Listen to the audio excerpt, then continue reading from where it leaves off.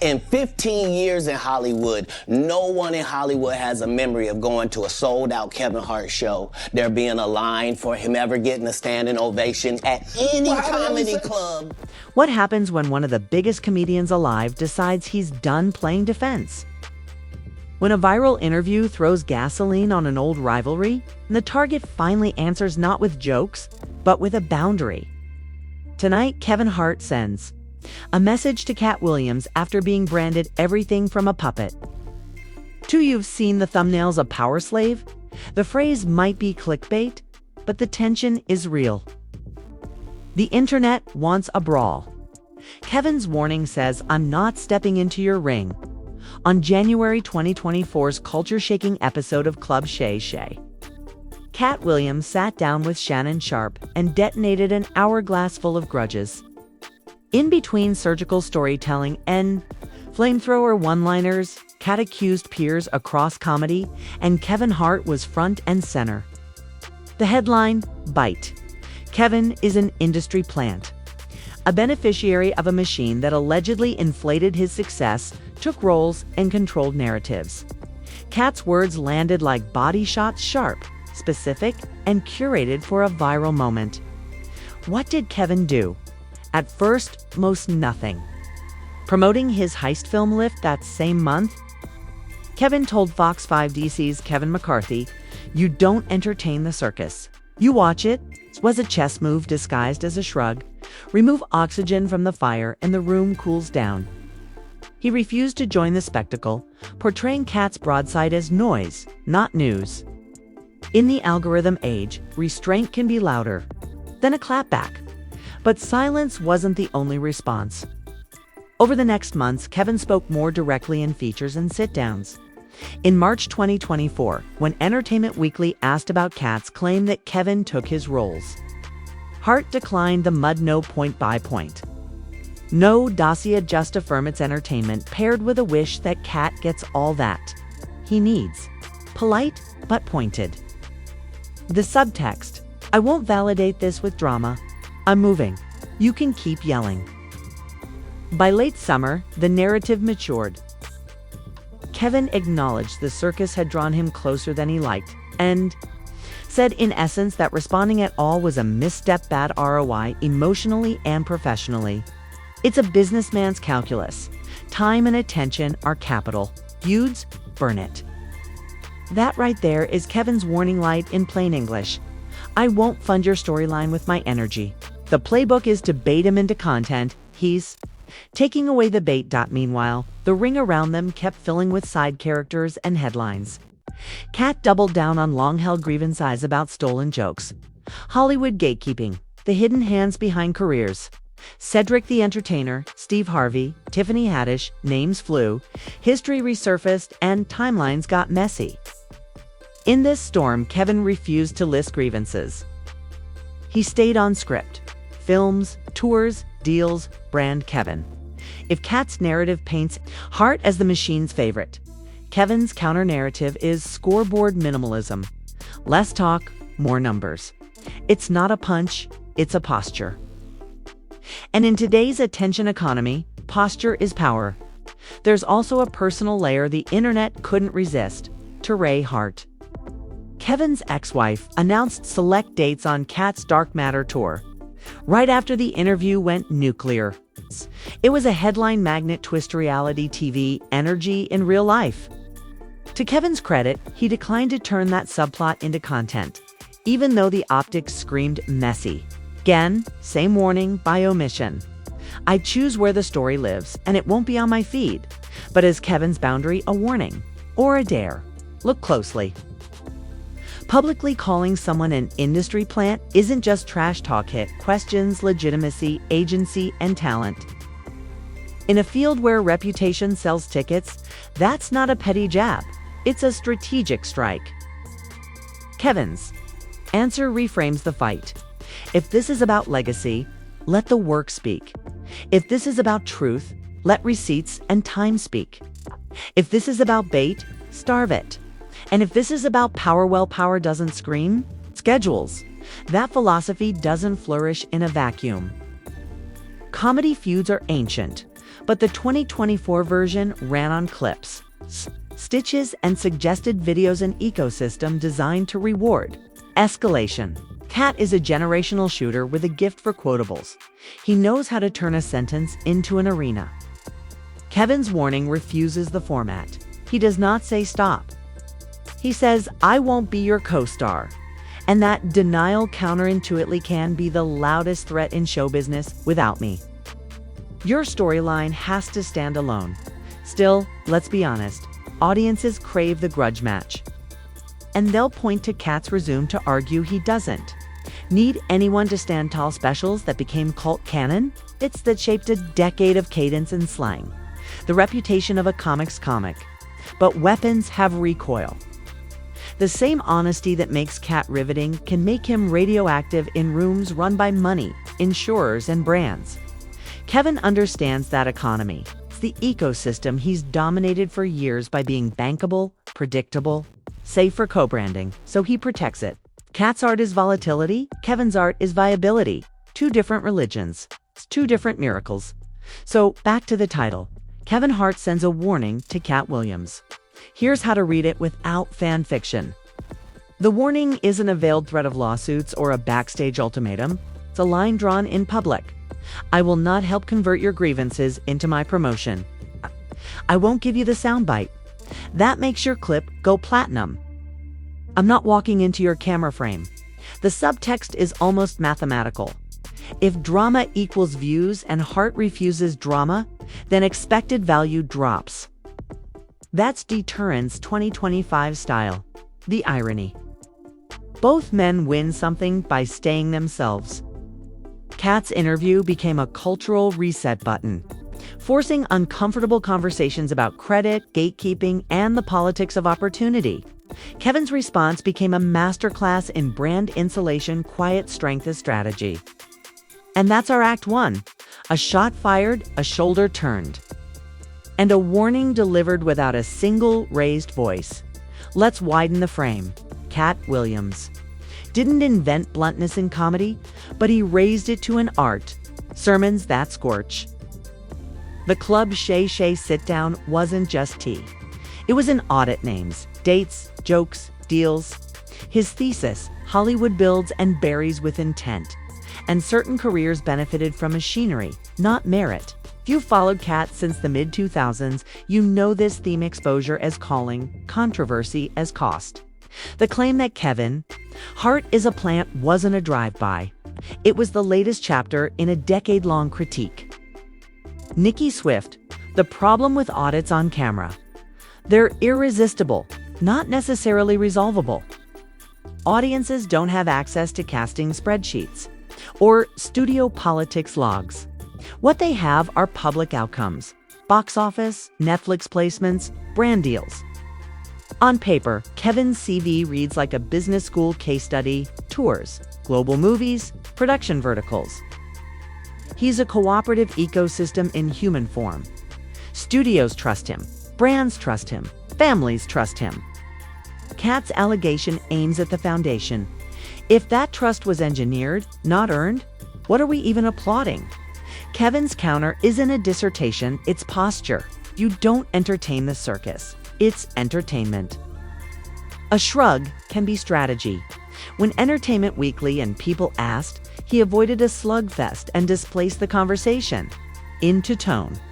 That way, he preserves leverage across rooms that care about stability: press junkets, boardrooms, festival stages, family sponsors. He's not preaching to Twitter. He's protecting the tour poster. And whether you love it or hate it, that move works.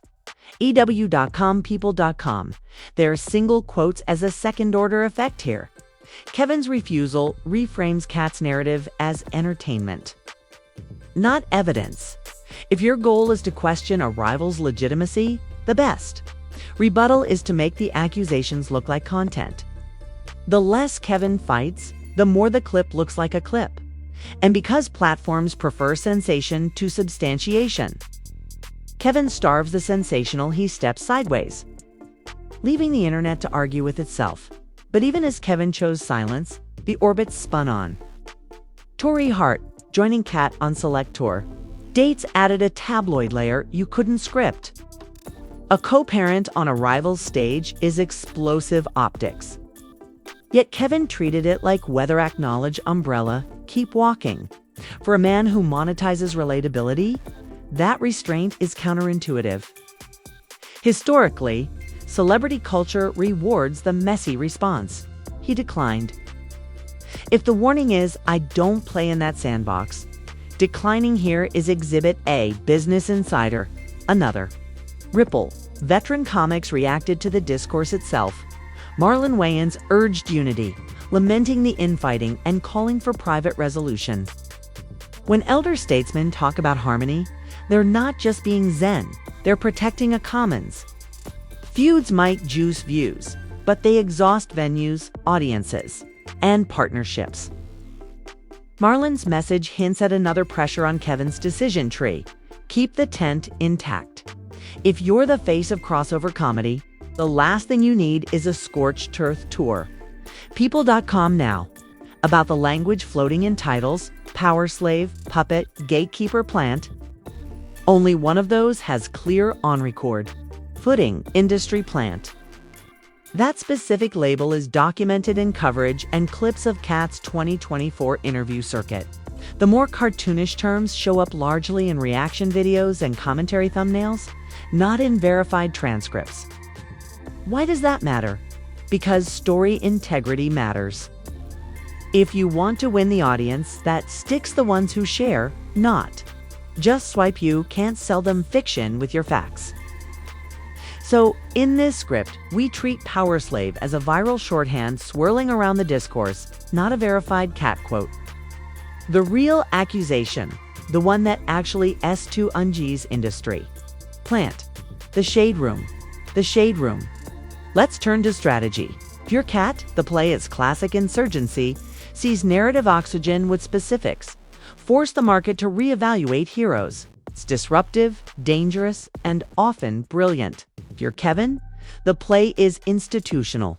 Deny oxygen, stay bigger than the moment, be the safe pair of hands. These are incompatible strategies. Which is why the warning reads as a boundary instead of a threat. When Kevin finally elaborated months later, admitting he shouldn't have addressed Katt at all, he basically told future provocations, "Don't expect me to fund your campaign." That's as close to a cease and desist as a comedian can send without stationery. TheRoot.com, of course. Feuds escalate when money meets ego. Katt's audience wants him unfiltered. Kevin's audience wants him unstoppable. Platforms need both. The algorithm doesn't care about truth. It cares about time spent. But even algorithms follow inputs, and Kevin's withholding is an input. By refusing to volley, he denies the canned response rhythm that makes internet fights profitable. In monetary terms, that's risk management.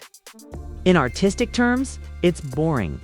In strategic terms, it's a win. But will it hold? The ecosystem rewards sequels. What happens when a new tour bit lands and the crowd roars? What happens when a podcast host asks the leading question live on camera? Kevin can't control every microphone. Warnings only work if people believe there's a cost to ignoring them. What's the cost here? For Katt, maybe none. He thrives on being the outsider with the flamethrower. For Kevin, the cost of engagement is higher. Sponsors, studios, mainstream goodwill. So he's positioned the feud like a trap he refuses to enter. If there's going to be a rematch, it'll be one-sided on. That's the point. One more perspective. Both legacies can be true at once. Katt is a virtuoso who believes he paid for seats others were handed. Kevin is a juggernaut who built a movie star's body out of hustle and likability. The American entertainment myth has room for both the insurgent and the institution. The danger is when either man decides the other's story invalidates his own. Kevin's warning pushes against that danger by declining the argument. He's not conceding ground. He's refusing the battleground. And if you're wondering, isn't that just PR? Sure. But it's also wisdom learned the expensive way. The older you get in this business, the more you realize the only feud you can win is the one you don't play. After 2024's clip tsunami, Kevin recalibrated in 2024 to 2025. Less friction, more focus. This isn't cowardice, it's curation. When your name is a multinational, your mouth is a liability line. So, yes, Kevin Hart sent a warning. It wasn't a roast, it was a refusal. It's a message to Katt Williams and to anyone else aiming for a viral two-step. If you want a dance partner, bring your own music. I'm booked. Let's land this with the human stakes. Strip away the headlines, the clips, the cheerful thumbnails. And you've got two black comedy legends arguing about power, where it comes from, who gets it and who pays for it. Cats? Ron S. lights up a crowd. It's because people recognize the truth that sometimes talent isn't enough.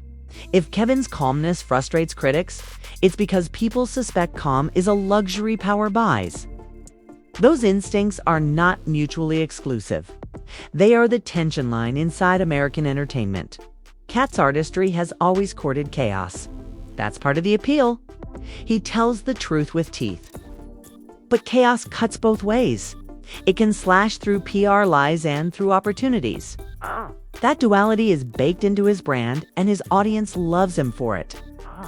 When he sat with Shannon Sharpe, he brought history, receipts, and a flamethrower. He framed Kevin's ascent as evidence of a machine's preferences. A softer, safer black comic for mainstream rooms. Whether you agree or not, the argument resonated with viewers who feel shut out by invisible gates. That's why the interview lived in people's heads for months. Kevin's artistry, conversely, courts scale. He is the rare stand-up who turned likability into a manufacturing process tour. Gives special, gives film, gives brand, gives rinse, gives expand. You don't get there by throwing hands online. You get there by telling jokes everyone can repeat at work on Monday. So his warning to Katt was never going to be a mic drop, was going to be a pivot. Back to the work, back to the rooms, back to the scoreboard. When the Wall Street Journal People EW cycle asked, he aimed for equanimity. When asked again months later, he self-forwarded the response. That's not fear. That's a CEO talking about opportunity cost. There's a lesson here for creators watching from the sidelines. In an era where outrage is currency, the most radical thing a public figure can do is decline the exchange. Kevin's move defied the attention economy's golden rule: leave views on the table. He left them. Why? Because he believed the views would come with compound interest charges. Stress, distraction, maybe legal fog, definitely brand fatigue. If you've ever built anything bigger than a week's trend, you know those charges crush margins. The warning to Katt is also a manifesto for anyone with a target on their back. Win by starving the fight. But there's another lesson. Katt's the reason his interview haunted the calendar is because he risked the unpretty truth that careers are not meritocracies, that credit gets misplaced, that gatekeepers exist. Even if you think he went too far, the questions linger. Who gets the roles? Who makes the lists? Who decides the next blockbuster comic? Those questions don't vanish because Kevin didn't clap back. They live in contracts, casting sessions, meetings without windows. Katt makes those rooms visible with a story and a smirk. That's why he matters. So where does this feud go? Ironically, the most interesting outcome is no outcome.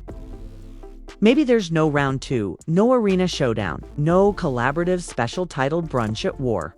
Maybe both men continue doing what they do best. Katt punching up at the Leviathan with laugh lines that sting. Kevin sprinting ahead with projects that require 100 signatures. If so, then Kevin's warning worked and Katt's alarm worked too. Each man won something. Kevin kept his house in order. Katt kept the conversation hot. Of course, life doesn't always follow scripts. Feuds resurface because careers overlap. Festival booking, a studio comedy, a brand crossover. A podcast host who won't let the question die. If it happens again, remember the rules we learned this time. Kevin will deny oxygen. Katt will ignite it. And audiences will do what audiences do: watch, comment, meme. Move on. The internet is a river, not a lake. Before we go, let's clear a semantic fog that fuels unnecessary heat. Power slave is catchy YouTube phrasing that popped up in commentary space, not a verifiable quote from Katt's interviews. The on-record label he used for Kevin was industry plant. Why split hairs? Because precision protects everyone audiences. From being misled, creators from defamation traps, and the truth from erosion. As viewers, we deserve accuracy. As storytellers, we owe it. There's one more subplot worth mentioning because it exposes how real lives intersect with public narrative. Therese Hart's brief alignment with Katt's tours was big screen irony too perfect for blogs to ignore. But the reason it mattered isn't gossip, it's gravity. Divorce, co-parenting, money, these are not plot devices. They are lives. Kevin's refusal to turn that moment into content rehumanized a story the internet loved to dehumanize. The warning wasn't just to Katt, it was to us. Not every provocation earns a response. Not every pain becomes a post. So what should we, the audience, take from all this? Maybe something radical. Two truths can sit side by side. Katt Williams is a generational talent who believes the deck is stacked and says so loudly, hilariously, and sometimes brutally. Kevin Hart is a generational mogul who believes the best answer to criticism is execution. Quietly, efficiently, relentlessly. If you love comedy, there's room for both. If you love black comedy specifically, protecting that room matters more than winning an argument.